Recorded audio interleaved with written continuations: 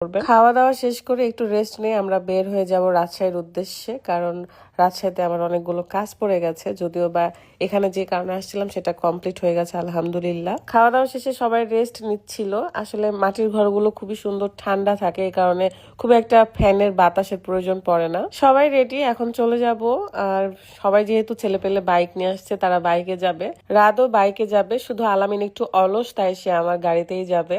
আব্বু বাজার পর্যন্ত যাবে, সো সবাই মিলে একসাথে বের হয়ে গেলাম। চাইলেও আসলে কয়েকদিন যে থাকবো সেটা হয়ে ওঠে না, কারণ মেয়েদের জীবন এমনই, শ্বশুর বাড়ি তো বাপের বাড়ি, বাপের বাড়ি একদিন তো শ্বশুর বাড়ি 1 মাস, বিষয়টা এরকম। যাই হোক, সব লাগেজ ব্যাগপত্র আবার সুন্দর করে ডিক্কিতে দেওয়া হলো। তারপর দেখলাম যে আমার মেয়ে এরকম লাফিয়ে লাফিয়ে খেলতেছিল। সে আসলে অনেক মজা করে, তার নানুর বাড়িতে আসলে অনেক সঙ্গী পায় খেলার জন্য। দেরি আর করবো না, কারণ সন্ধ্যা লেগে যাচ্ছে।